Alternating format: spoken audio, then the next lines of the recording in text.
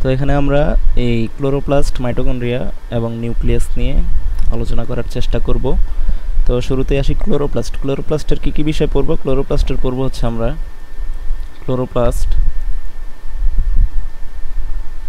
ক্লোরোপ্লাস্টের শুরুতে আমরা ক্লোরোপ্লাস্টের গঠন দেখব, এরপর গঠন দেখব এবং কাজ দেখব। হ্যাঁ, ক্লোরোপ্লাস্টের কাজ কি, আর মাইটোকন্ড্রিয়ারও সেম গঠন কাজ দেখব। এরপরে ক্লোরোপ্লাস্ট, মাইটোকন্ড্রিয়া এসবের গুরুত্ব নিয়ে আলোচনা করব, আর এরপর সর্বশেষ আমরা নিউক্লিয়াস নিয়ে আলোচনা করব, নিউক্লিয়াসের গঠন, এরপরে নিউক্লিয়াস নিয়ে যেসব আলোচনা প্রয়োজন মনে হয় সেগুলো করব। তো ক্লোরোপ্লাস্টের গঠন যদি আমরা আঁকতে যাই, এই ক্লোরোপ্লাস্ট, মাইটোকন্ড্রিয়া আর নিউক্লিয়াস এগুলোর গঠন নিয়ে যখন প্রশ্ন আসবে তখন অবশ্যই এগুলোর চিত্রসহ বর্ণনা করা ভালো। অবশ্যই চিত্র দিতে হবে, চিহ্নিত চিত্রসহ বর্ণনা দেওয়া প্রয়োজন হয়। তো আমরা চিত্র কিভাবে আঁকাবো? তো ক্লোরোপ্লাস্টের ক্ষেত্রে আচ্ছা, আমি পাশে মাইটোকন্ড্রিয়ার চিত্র একসাথে আঁকানোর চেষ্টা করি। মাইটোকন্ড্রিয়া, তো দুইটা চিত্র আমরা আঁকাই। তো ক্লোরোপ্লাস্টের ক্ষেত্রে প্রথমেই কি বাইরে কি হবে, একটা এরকম ডিমের মতো একটা গঠন আঁকাবো। মাইটোকন্ড্রিয়ার ক্ষেত্রেও আমরা কি সেম একটা চিত্র আঁকাবো। তো এই যে আঁকালাম, এটা কি আমার, এটা হচ্ছে আমার বহিঃঝিল্লি।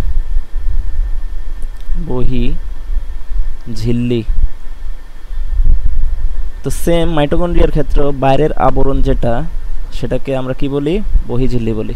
তো দুইটার ক্ষেত্রে সেম, একদম সবার বাইরের যে আবরণটা সেটাকে বহিঃঝিল্লি বলে। আর দুইটা ক্লোরোপ্লাস্ট আর মাইটোকন্ড্রিয়া দুইটাই হচ্ছে আমার কি দ্বিস্তরী আবরণ বিশিষ্ট, অর্থাৎ এর আবরণের মধ্যে দুইটা স্তর থাকে, একটা বাইরের আবরণ আর একটা কি ভিতরের আবরণ। তো বাইরের যে আবরণটা ওইটাকে আমরা বলবো বহিঃঝিল্লি, আর ভিতরেরটাকে বলবো অন্তঃঝিল্লি। তো দুইটাই হচ্ছে কি আমার দ্বিস্তরী আবরণী আছে, আবরণ বিশিষ্ট। তো ক্লোরোপ্লাস্টের ক্ষেত্রে বহিঃঝিল্লি হলো, মাইটোকন্ড্রিয়ার ক্ষেত্রে আমরা কি বহিঃঝিল্লিটা আঁকালাম। এরপরে আমরা দেখব হচ্ছে ভিতরের ঝিল্লিটা। ভিতরের ঝিল্লি ক্লোরোপ্লাস্টের ক্ষেত্রে ভিতরের ঝিল্লিটা কি, এভাবে ভিতরে আরেকটা ঝিল্লি দিব। তো এটা হচ্ছে আমার ক্লোরোপ্লাস্টের অন্তঃঝিল্লি। অন্ত মানে ভিতরের, হ্যাঁ, অন্তঃঝিল্লি। কিন্তু মাইটোকন্ড্রিয়ার অন্তঃঝিল্লিটা এত সমান হবে না, ওইটা একটু পেঁচানো হবে, হ্যাঁ, ভাঁজ করা থাকবে। মাইটোকন্ড্রিয়ার ক্ষেত্রে আমরা একটু ভাঁজ করা অন্তঃঝিল্লি আঁকাবো।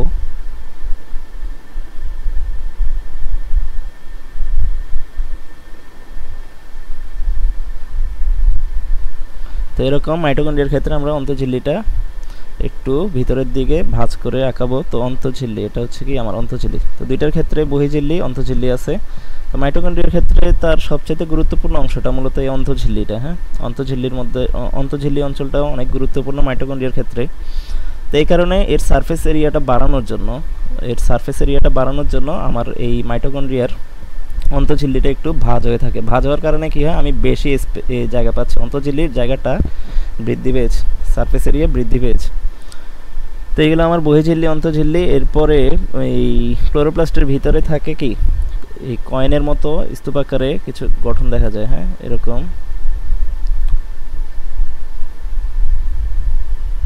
এগুলোকে কি বলে? এগুলোকে বলে হচ্ছে আমার থাইলাকয়েড। এগুলো এক একটা, এই যে একটা কাছে এটা থাইলাকয়েড, এই আরেকটা এটাও থাইলাকয়েড, এটাও কি থাইলাকয়েড। তো এই যে স্তূপাকারে থাকে এগুলো এক একটা হচ্ছে আমার থাইলাকয়েড।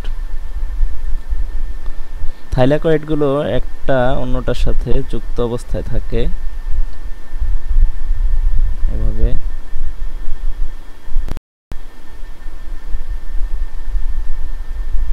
এরকম। তো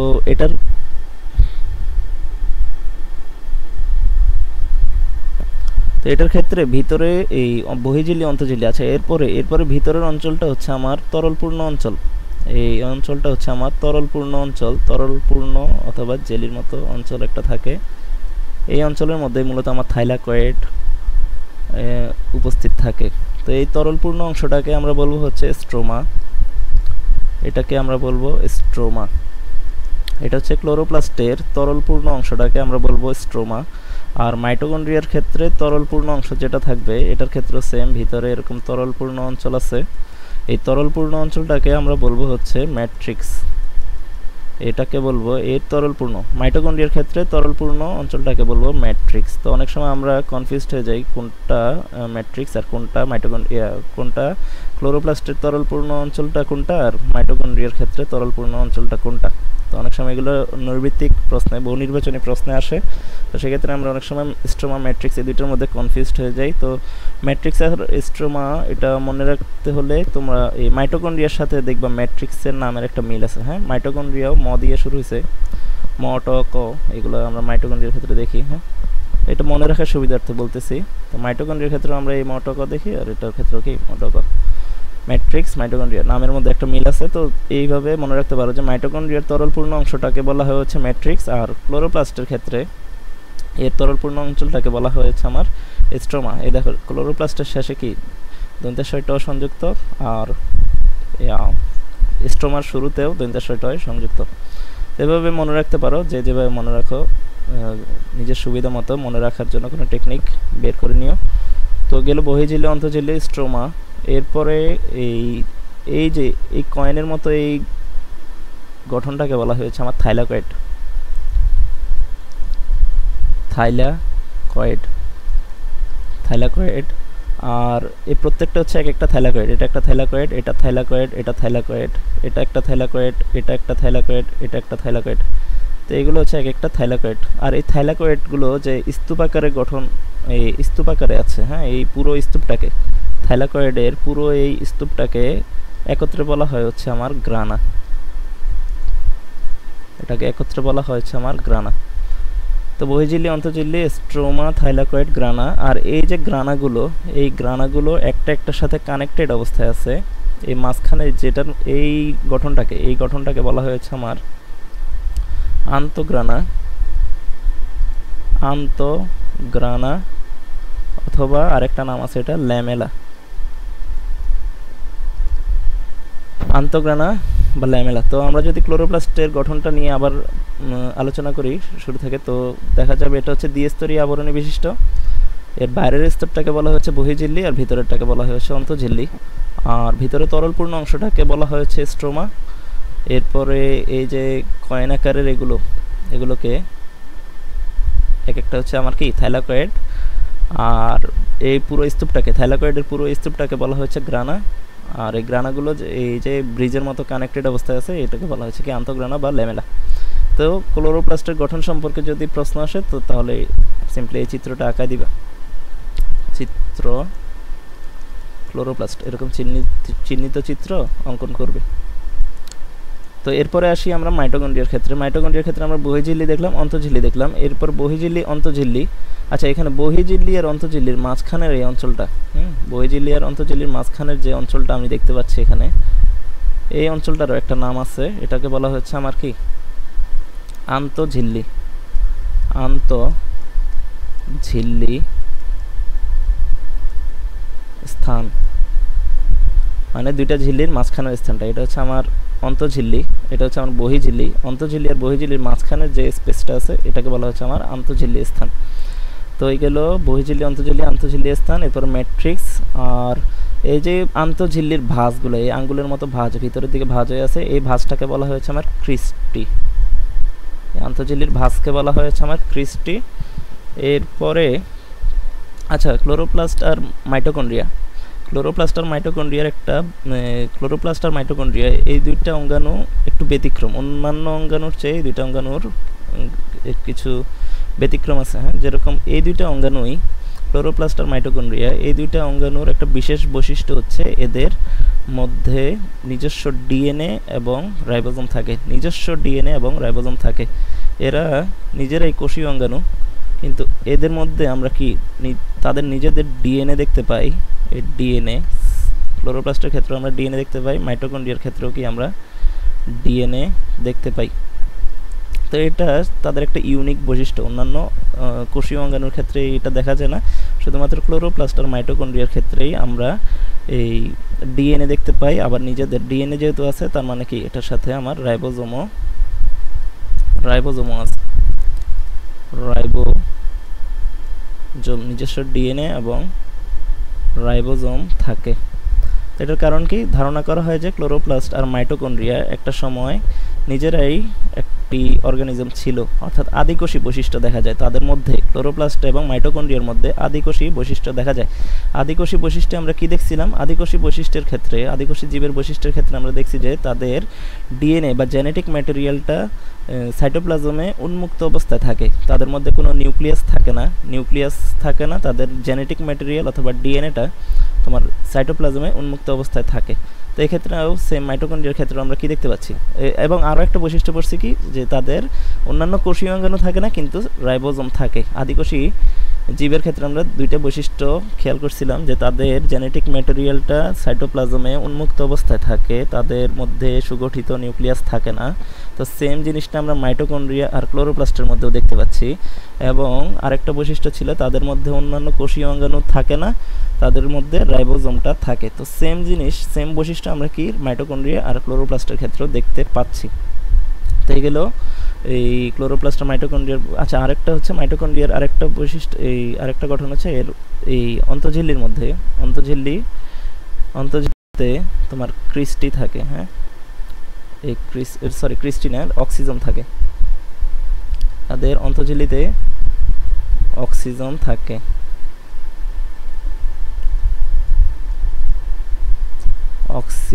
এই অক্সিজমের কাজ কি, অক্সিজম অঞ্চলটাতে মূলত আমার এটিপি প্রডিউস হয়, এটার আরেকটা নাম আছে, হ্যাঁ, এটিপি সিনথেটেস বলে এটাকে, হ্যাঁ, এটিপি সিনথেটেস।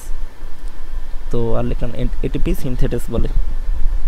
তো এইগুলো আমার ক্লোরোপ্লাস্ট আর মাইটোকন্ড্রিয়ার গঠন। মাইটোকন্ড্রিয়ার ক্ষেত্রে আমরা কি কি দেখলাম, বাইরে থাকে বহির্ঝিল্লি, আর ভিতরের পর্দাটাকে বলা হচ্ছে, ভিতরের ঝিল্লিটাকে বলে অন্তঃঝিল্লি, সেম আমার ক্লোরোপ্লাস্টের মতোই।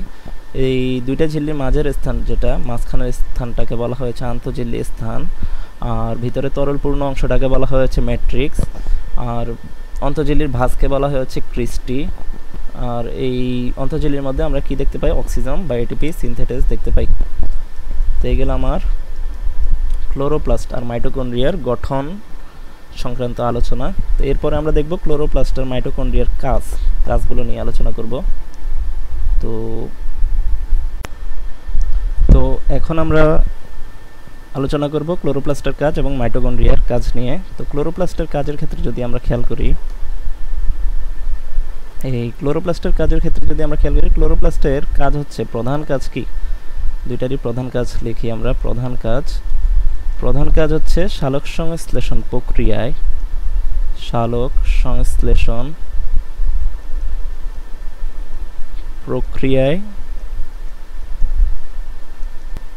খাদ্য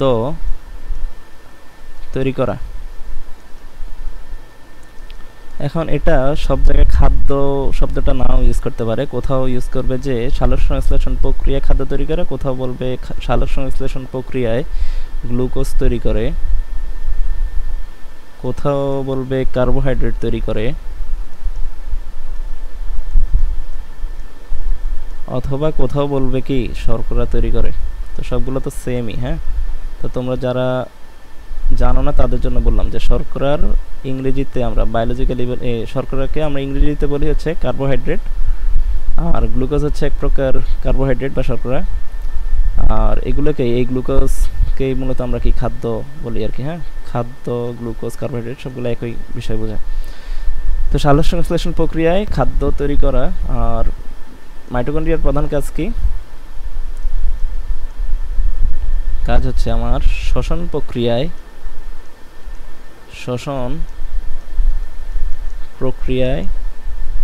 শক্তি বা যেটাকে এটিপি বলে, হ্যাঁ, এটিপির ফুল মিনিং কি, অ্যাডিনোসিন ট্রাইফসফেট। তো শ্বসন প্রক্রিয়ায় শক্তি তৈরি করা। তো এটা হচ্ছে আমার মাইটোকন্ড্রিয়া আর ক্লোরোপ্লাস্টের প্রধান কাজ। ক্লোরোপ্লাস্টের কাজ হচ্ছে সালোক সংশ্লেষণ প্রক্রিয়ায় খাদ্য তৈরি করা বা গ্লুকোজ, কার্বোহাইড্রেট, শর্করা তৈরি করা। আর মাইটোকন্ড্রিয়ার কাজ হচ্ছে এই গ্লুকোজ, কার্বোহাইড্রেট বা শর্করাকে ব্যবহার করে শক্তি তৈরি করা। তো এখন আমরা দেখব ক্লোরোপ্লাস্টের সালোক সংশ্লেষণ প্রক্রিয়া নিয়ে সংক্ষেপে একটু আলোচনা করে দিব। তো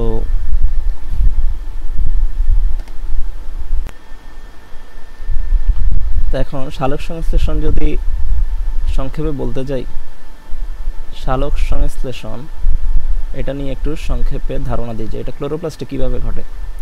তো সালোক সংশ্লেষণ মূলত আমার দুইটা ধাপে ঘটে, একটা হচ্ছে আলোক নির্ভর ধাপ বলে।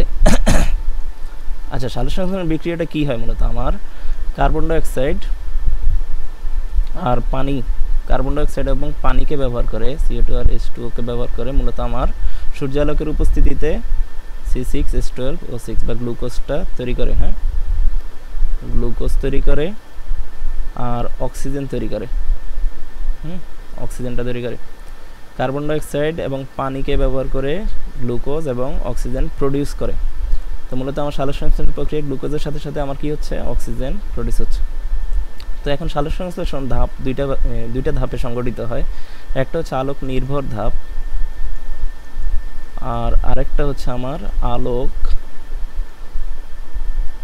নিরপেক্ষ ধাপ, এটাকে আবার অন্ধকার পর্যায়ে বলে। হ্যাঁ, আলোক নিরপেক্ষ ধাপ। তো আলোক নির্ভর ধাপে মূলত আমার আলোক নির্ভর ধাপ এটা সংগঠিত হয় হচ্ছে আমার ক্লোরোপ্লাস্টের গঠন যদি তোমরা মনে রাখো, আলোক নির্ভর ধাপটা ঘটে হচ্ছে আমার থাইলাকয়েডে, থাইলাকয়েড মেমব্রেনে, থাইলাকয়েডে আমার এই আলোক নির্ভর ধাপটা সংগঠিত হয়। আর আলোক নিরপেক্ষ ধাপটা হয় হচ্ছে আমার স্ট্রোমাতে। তোমরা যদি ক্লোরোপ্লাস্টের চিত্রটা আবার মনে করো, তো সেখানে থাইলাকয়েডটা কেমন ছিল, যদি ক্লোরোপ্লাস্টটা দেখাই আবার, তো এরকম এই যে কয়েনের মতো এগুলো ছিল কি আমার থাইলাকয়েড, স্তূপাকারে একটার উপর একটা ছিল আমার থাইলাকয়েড। তো এই থাইলাকয়েডের মধ্যে হয় হচ্ছে আমার কি এই আলোক নির্ভর ধাপ। এখন আলোক নির্ভর ধাপে এই থাইলাকয়েডে আমার মূলত তৈরি হয় হচ্ছে এটিপি বা শক্তি, এটিপি বা শক্তি তৈরি করে। এখন এই এটিপি বা শক্তি তোমরা মাইটোকন্ড্রিয়াতেও দেখছো কি শ্বসন প্রক্রিয়ায় শক্তি তৈরি করে, কিন্তু ওই শক্তিটা হচ্ছে আমার পুরো কোষের জন্য। মাইটোকন্ড্রিয়া যে শক্তিটা তৈরি করে সেটা আমার পুরো কোষের জন্য দরকার, কিন্তু এই থাইলাকয়েড যে এটিপি বা শক্তি তৈরি করে সেই এটিপি বা শক্তি মূলত সে তৈরি করে হচ্ছে আমার এই আলোক নিরপেক্ষ ধাপের জন্য।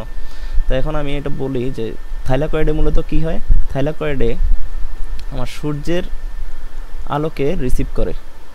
এই থাইলাকয়েড তোমাদের এই বহু নির্বাচনী প্রশ্নের জন্য এটা খুব গুরুত্বপূর্ণ যে সূর্যের আলোকে গ্রহণ করে কোনটা, ক্লোরোপ্লাস্টের কোন অংশটা সূর্যের আলোকে গ্রহণ করে। তো সূর্য আলোকে মূলত আমার গ্রহণ করে এই থাইলাকয়েডটা, থাইলাকয়েড কী করে সূর্য আলোকে গ্রহণ করে এখান থেকে আমার এটিপি বা শক্তি তৈরি করে, অর্থাৎ আলোক শক্তিকে ব্যবহার করে সে রাসায়নিক শক্তিতে পরিণত করে। এখন এই শক্তিটা পরবর্তীতে আমার এই স্ট্রোমা অঞ্চল, তরলপূর্ণ অঞ্চল যেটা, সেখানে ট্রান্সফার হয়। সেখানে কি হয়, স্ট্রোমা অঞ্চলে এই আলোক নিরপেক্ষ ধাপ কেন বলে, কারণ এখানে আমার সরাসরি সূর্যের আলোর প্রয়োজন হয় না। কিন্তু এই আলোক নিরপেক্ষ ধাপটা কিন্তু আমার এই আলোক নির্ভর ধাপের উপর নির্ভরশীল, কারণ এটিপি বা শক্তি আলোক নির্ভর ধাপে প্রডিউস হচ্ছে, আর সেই এটিপি বা শক্তি আমার আলোক নিরপেক্ষ ধাপে গিয়ে আমার স্ট্রোমা অঞ্চলে এই গ্লুকোজ তৈরিতে সহায়তা করছে। তো তার মানে আমার দুইটা ধাপে সংগঠিত হয়, আমার সালোক সংশ্লেষণ দুইটা ধাপে সংগঠিত হয়। প্রথম ধাপে আমার এটিপি বা শক্তি তৈরি হয়, প্রয়োজনীয় এটিপি বা শক্তি তৈরি হয়, আর সেই শক্তিকে পরে কাজে লাগিয়ে আলোক নিরপেক্ষ ধাপে স্ট্রোমা অঞ্চলে গ্লুকোজ তৈরি করে। তো আমার সালোক সংশ্লেষণ ধাপে মূল প্রোডাকশন হচ্ছে আমার কি দুইটা, আমার প্রডিউস করি আমরা সালোক সংশ্লেষণ প্রক্রিয়ার মাধ্যমে দুইটা জিনিস পাই। এটা হচ্ছে কি আমার একটা হচ্ছে আমার গ্লুকোজ, আর একটা হচ্ছে আমার অক্সিজেন। তো এই দুইটা আমরা মনে রাখবো যে সালোক সংশ্লেষণ ধাপে আমরা এই দুইটা এই উপাদান পাই। তো এরপরে যাব আমরা মাইটোকন্ড্রিয়া নিয়ে আলোচনায়, মাইটোকন্ড্রিয়ার কাজ নিয়ে আলোচনায়। তো মাইটোকন্ড্রিয়ার কাজ ছিল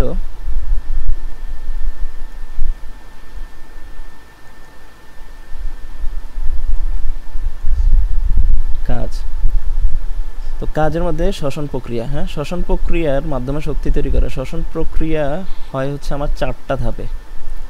একটা হচ্ছে প্রথম ধাপটাকে বলা হয়েছে গ্লাইকোলাইসিস,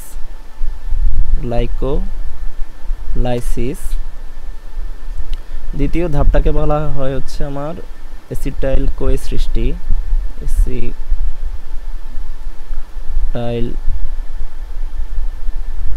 সৃষ্টি, তৃতীয় ধাপে হয় হচ্ছে আমার ক্রেবস চক্র, চতুর্থ ধাপে হয় হচ্ছে ইলেকট্রন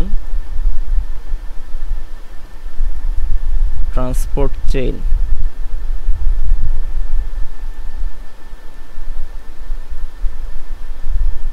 তো প্রথম যে ধাপটা সেটা হচ্ছে আমার কি গ্লাইকোলাইসিস। এখন গ্লাইকোলাইসিসটা আমার মাইটোকন্ড্রিয়াতে সংগঠিত হয় না, গ্লাইকোলাইসিসটা আমার সংগঠিত হয় হচ্ছে সাইটোপ্লাজমে। শুধুমাত্র এই ধাপটা, হ্যাঁ, গ্লাইকোলাইসিস ধাপটা সংগঠিত হয় সাইটোপ্লাজমে, আর বাকি এই তিনটা ধাপ সংগঠিত হয় হচ্ছে আমার মাইটোকন্ড্রিয়াতে। এখন গ্লাইকোলাইসিস ধাপটাতে মূলত কি হয়, গ্লাইকোলাইসিস ধাপে গ্লাইকো শব্দের মানে হচ্ছে আমার কার্বোহাইড্রেট, কার্বোহাইড্রেটকে গ্লাইকো দিয়ে রিপ্রেজেন্ট করে।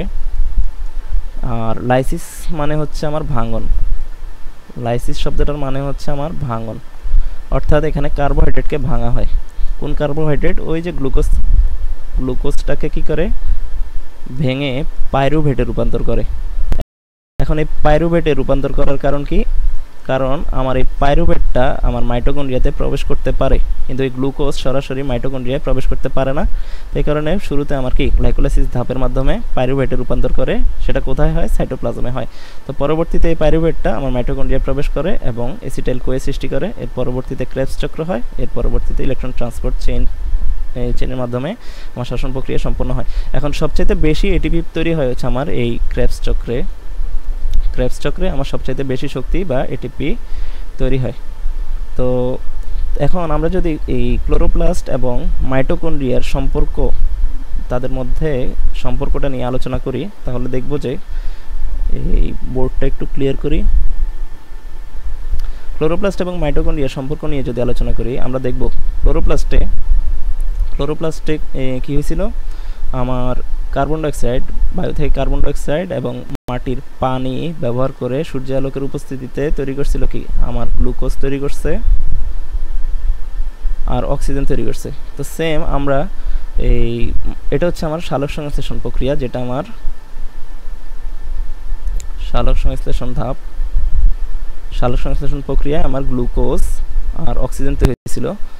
আর শ্বসন প্রক্রিয়া এটা হয়েছে কোথায়? আমার ক্লোরোপ্লাস্টে। আর শ্বসন প্রক্রিয়াতে কি হয়? শ্বসন প্রক্রিয়াতে এর উল্টাটা হয়, হ্যাঁ। এই গ্লুকোজটাকে ব্যবহার করে, গ্লুকোজটা এবং গ্লুকোজকে অক্সিজেনের উপস্থিতিতে কিসে রূপান্তর করা হয়? আমার কার্বন ডাইঅক্সাইড, পানি আর শক্তি তৈরি করে, হ্যাঁ। কার্বন ডাইঅক্সাইড, পানি এবং শক্তি তৈরি করে।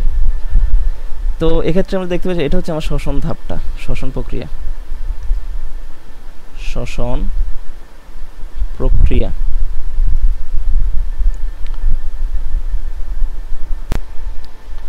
তো এখন তোমাদের এই বিক্রিয়াগুলো দেখলে তোমরা খেয়াল করবে যে আমাদের সালোক সংশ্লেষণ প্রক্রিয়ায় যেটা উৎপন্ন হচ্ছে, সালোক সংশ্লেষণ প্রক্রিয়ায় যা উৎপন্ন হচ্ছে, অর্থাৎ গ্লুকোজ আর অক্সিজেন উৎপন্ন হচ্ছে, সেই গ্লুকোজ আর অক্সিজেনকে পরবর্তীতে আমার মাইটোকন্ড্রিয়াতে ব্যবহার করে শ্বসন প্রক্রিয়ার মাধ্যমে আমার এই এটিপি তৈরি করছে।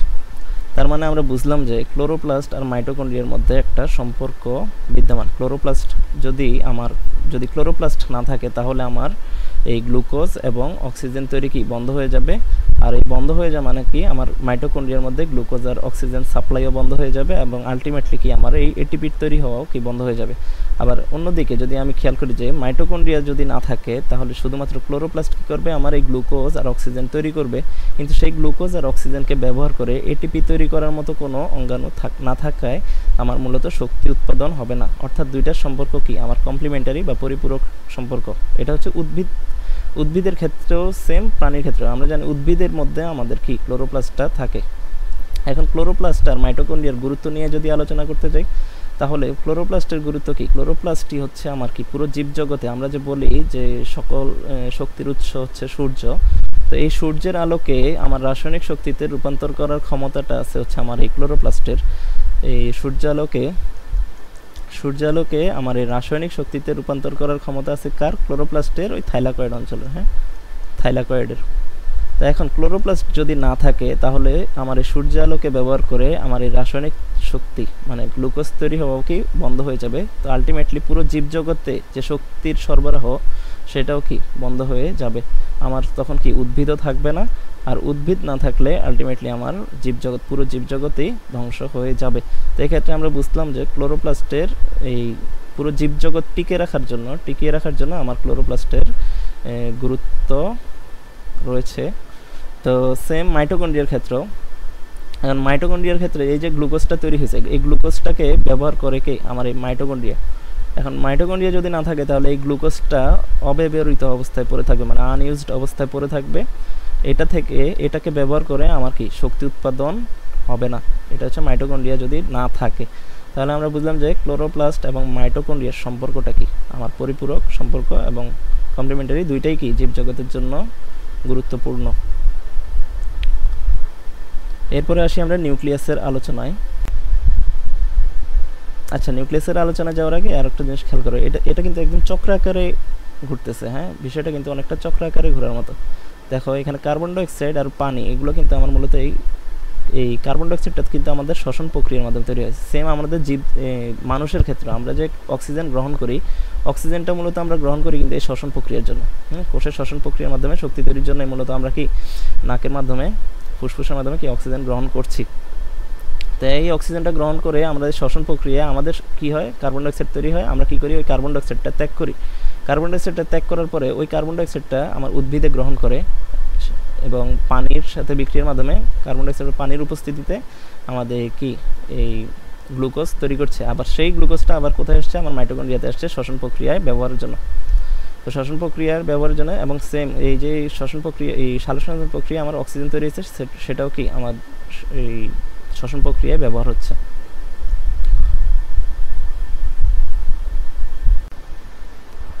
তাহলে আমরা যদি ক্লোরোপ্লাস্ট এবং মাইটোকন্ড্রিয়ার গুরুত্ব নিয়ে আলোচনা করতে বলে, আশা করি তোমরা বিষয়টা তোমাদের মেধাকে কাজে লাগিয়ে এক্সপ্লেন করতে পারবে।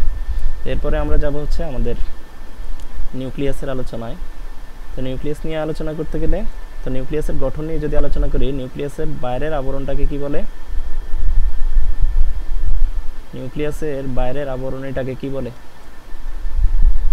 নিউক্লিয়াসের চিত্র আঁকায়। নিউক্লিয়াসের বাইরের আবরণীটাকে বলা হচ্ছে নিউক্লিয়ার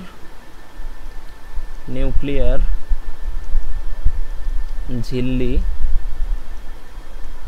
আর এই আবরণীর ভিতরে গেলে আমরা কি পাবো? তরলপূর্ণ অংশ পাবো। ওই তরলপূর্ণ অংশটাকে বলা হচ্ছে নিউক্লিওপ্লাজম।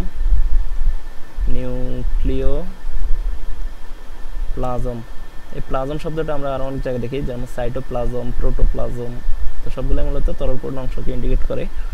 তো নিউক্লিওপ্লাজম, নিউক্লিয়ার ঝিল্লি। এরপরে এই নিউক্লিয়ার ঝিল্লির মাঝে মাঝে কি থাকে, আমার ছিদ্রপথ থাকে, এগুলোকে বলা হচ্ছে নিউক্লিয়ার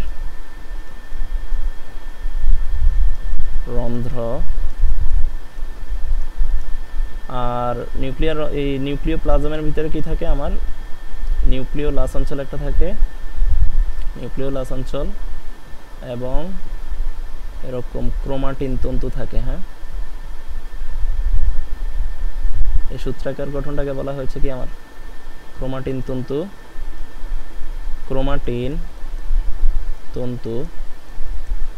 আর এটাকে বলা হয়েছে আমার এই অঞ্চলটাকে বলা হয়েছে আমার নিউক্লিওলাস।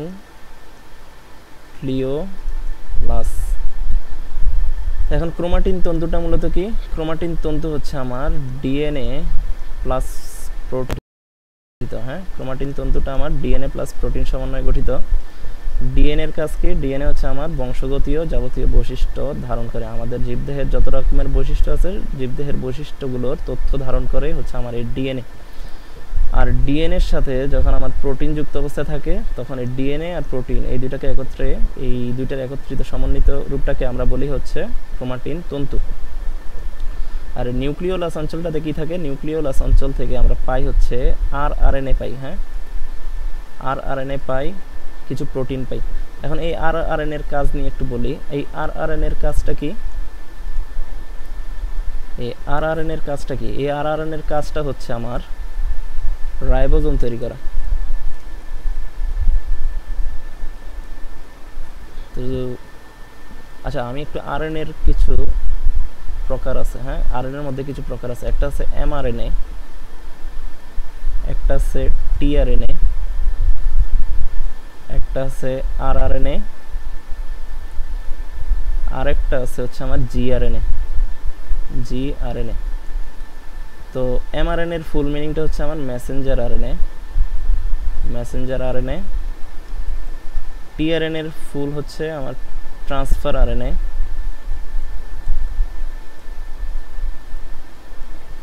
আরআরএনএ এর ফুল হচ্ছে আমার রাইবোজোমাল আরএনএ,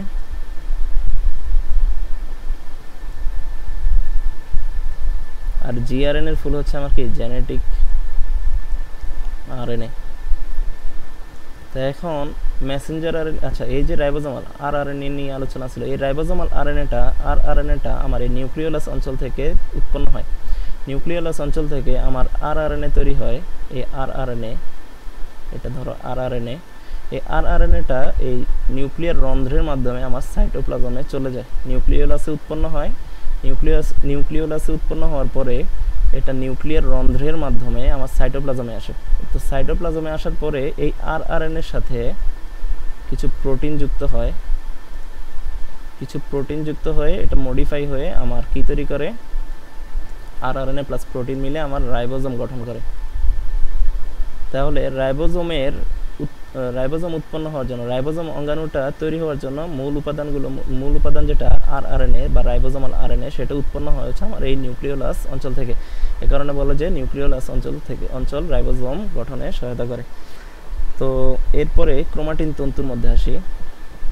ক্রোমাটিন তন্তুতে আমরা দেখছি ডিএনএ এবং প্রোটিন থাকে। ডিএনএ হচ্ছে কি আমার বংশগতীয় যাবতীয় বৈশিষ্ট্য বা আমাদের জীবদেহের যাবতীয় বৈশিষ্ট্য বহন করে, বংশগতীয় বৈশিষ্ট্যগুলো প্রজন্ম থেকে প্রজন্ম স্থানান্তরিত করে। তো এখন ডিএনএ থেকে, এই যে ডিএনএ আমরা যে বলি ডিএনএ আমাদের বৈশিষ্ট্যের তথ্যগুলো বহন করে, জীবদেহের বৈশিষ্ট্যগুলোর তথ্য বহন করে। তো এখন বৈশিষ্ট্য প্রকাশ পায় কখন? ডিএনএ তো আমাদের জাস্ট বৈশিষ্ট্যগুলো ধারণ করছে, হ্যাঁ, বৈশিষ্ট্যের তথ্যগুলো ধারণ করে আছে। এখন এই বৈশিষ্ট্যের তথ্যগুলো থেকে আমরা কিভাবে আমাদের বৈশিষ্ট্য প্রকাশ পাই? বৈশিষ্ট্য প্রকাশ পায় হচ্ছে আমাদের ডিএনএ থেকে সবার প্রথমে তৈরি হয়েছে এমআরএনএ প্রডিউস হয়। এই এমআরএনএ থেকে পরবর্তীতে আমার তৈরি হয়েছে প্রোটিন। আর এই যে এমআরএনএ থেকে প্রোটিনটা তৈরি হয়েছে, এই এমআরএনএ থেকে প্রোটিন তৈরি হওয়ার মধ্যে আমাদেরকে সহায়তা করে হচ্ছে রাইবোজোম।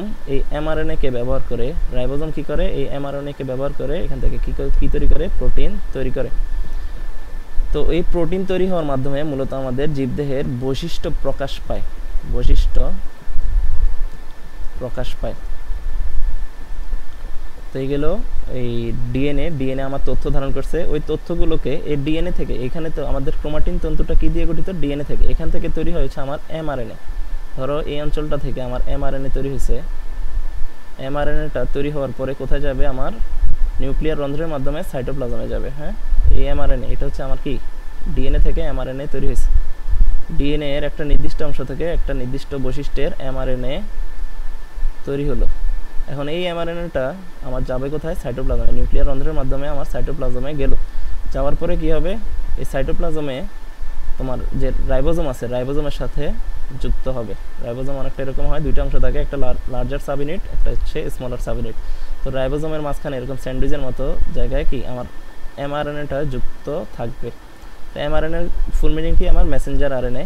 অর্থাৎ এটা কি করছে, আমার এই ডিএনএর মধ্যে যে বৈশিষ্ট্যের তথ্যটা আছে, ওই বার্তাটা আমার সাইটোপ্লাজমে নিয়ে গেছে। সাইটোপ্লাজমে কার কাছে নিয়ে গেছে, রাইবোজোমের কাছে নিয়ে গেছে, বুঝছো? এই কারণে এটা হচ্ছে মেসেঞ্জার, মানে বার্তাবহ আরএনএ। এটা কি করছে, আমার ওই ডিএনএর এই অংশে যে বৈশিষ্ট্যটা আছে, ওই বৈশিষ্ট্যটা কেমন হবে সেই বার্তাটা নিয়ে আমার সাইটোপ্লাজমে গেছে। সাইটোপ্লাজমে সেখানে রাইবোজোমের সাথে যুক্ত হয়েছে। রাইবোজোমের সাথে যুক্ত হওয়ার পরে রাইবোজোম কি করছে, এই এমআরএনএর বার্তাকে অনুসরণ করে, এই এমআরএনএ যে বার্তাটা বহন করতেছে সেই বার্তাটাকে অনুসরণ করে তোমার সেই বার্তা অনুযায়ী কি করে প্রোটিন তৈরি করে দিবে। হ্যাঁ, আর এই প্রোটিন তৈরি করার কাজটা করে কি রাইবোজোম। এই প্রোটিন তৈরি করে দেওয়ার পরে কি হবে, আমার সেই বৈশিষ্ট্যটা প্রকাশ পাবে। তো এই হচ্ছে আমার বৈশিষ্ট্য প্রকাশের ধাপগুলো। হ্যাঁ, তো আর যদি টিআরএনএর কাজও আছে, এখানে টিআরএনএর কাজটাও মূলত এই কাজের মধ্যেই। এই যে আমরা যে বলি প্রোটিন তৈরি হয়েছে, এখন প্রোটিন কি দিয়ে গঠিত, প্রোটিনের গঠন নিয়ে যদি আমি আলোচনা করি, প্রোটিন গঠন হচ্ছে আমার অ্যামিনো অ্যাসিড দিয়ে তৈরি। অ্যামিনো অ্যাসিড দিয়ে এই প্রোটিনটা তৈরি। আচ্ছা, আমি একটু বোর্ডটা ক্লিয়ার করি।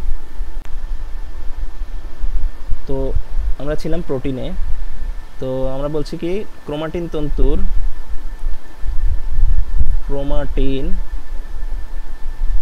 তন্তু কি দিয়ে গঠিত, ডিএনএ দিয়ে গঠিত, ডিএনএ প্লাস প্রোটিন। তো এই ডিএনএ থেকে আমার কি তৈরি হয়েছিল, এমআরএনএ তৈরি হয়েছিল। এই এমআরএনএটা আমার সাইটোপ্লাজমে গিয়ে রাইবোজোমের সাথে যুক্ত হয়েছে।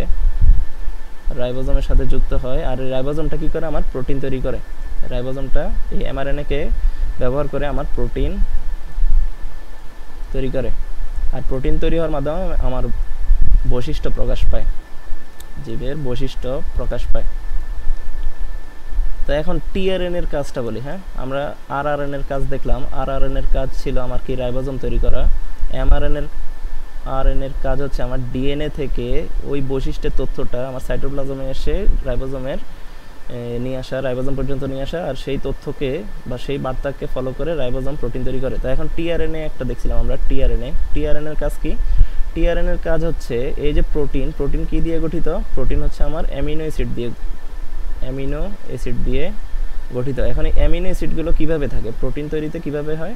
অনেকগুলো অ্যামিনো অ্যাসিড এরকম পেপটাইড বন্ড দ্বারা যুক্ত থাকে। হ্যাঁ, অনেকগুলো অ্যামিনো অ্যাসিড, এগুলো হচ্ছে এক একটা অ্যামিনো অ্যাসিড। টোটাল আমাদের 20 প্রকারের অ্যামিনো অ্যাসিড থাকে। হ্যাঁ, 20 প্রকার অ্যামিনো অ্যাসিড থাকে জীবদেহে, টোটাল 20 প্রকার অ্যামিনো অ্যাসিড থাকে। এই অ্যামিনো অ্যাসিডগুলো এক একটার সাথে কি আমার পেপটাইড বন্ড দ্বারা যুক্ত থাকে। এই যে মাঝখানে যে বন্ধনটা, এটাকে বলা হচ্ছে পেপটাইড। আর এই পেপটাইড বন্ড, এই দেখো এখানে কিন্তু একাধিক পেপটাইড বন্ড আছে, 1টা 2টা 3টা 4টা 5টা 6টা, এরকম এই যে একাধিক পেপটাইড বন্ড। তো এই একাধিক পেপটাইড বন্ড হলে তখন আমরা বলি যে পলিপেপটাইড। তো মূলত আমার এখান থেকে প্রথমে তৈরি হয়েছে আমার পলিপেপটাইড মানে কি, অনেকগুলো অ্যামিনো অ্যাসিড পলিপেপটাইড মানে পেপটাইড বন্ড দ্বারা যুক্ত অবস্থায় আছে। এই পলিপেপটাইডটা পরবর্তীতে মডিফাই হয়ে আমার প্রোটিন তৈরি করে। তো এই যে এই অ্যামিনো অ্যাসিডগুলো এখানে এনে দেয় কে, রাইবোজোমে ট্রান্সফার করে কে? এই রাইবোজোমে ট্রান্সফার করার কাজ হচ্ছে আমার টিআরএনএগুলো তোমার অ্যামিনো অ্যাসিড বহন করে। অ্যামিনো অ্যাসিডকে ট্রান্সফার করে, অ্যামিনো অ্যাসিডকে এই রাইবোজোমের মধ্যে ট্রান্সফার করে প্রোটিন তৈরিতে সহায়তা করে। এটা হচ্ছে টিআরএনএ, এই কারণে বলা হচ্ছে ট্রান্সফার আরএনএ। হ্যাঁ, এটা কি ট্রান্সফার করে? আমার অ্যামিনো অ্যাসিড ট্রান্সফার করে। আর এই অ্যামিনো অ্যাসিডগুলো পরবর্তীতে বন্ধন দ্বারা একটার সাথে একটা এই পেপটাইড বন্ড দ্বারা যুক্ত হয়ে আমার পলিপেপটাইড গঠন করে। পলিপেপটাইডটা পরবর্তীতে আমার মডিফাই হয়ে প্রোটিন গঠন করে। এখানে গোলজি বডির একটা কাজ আছে। ঠিক গেল আমার নিউক্লিয়াস নিয়ে কিছু আলোচনা। তো আশা করি তোমরা নিউক্লিয়াসের গঠন নিয়ে আলোচনা করতে পারবে, আর নিউক্লিয়াসের কাজ নিয়েও আলোচনা করতে পারবে। নিউক্লিয়াসের ভিতরে ক্রোমাটিন তন্তুর কাজ কি, এগুলো নিয়েও আলোচনা করতে পারবে। তো এতটুকুই থাক আজকের আলোচনা।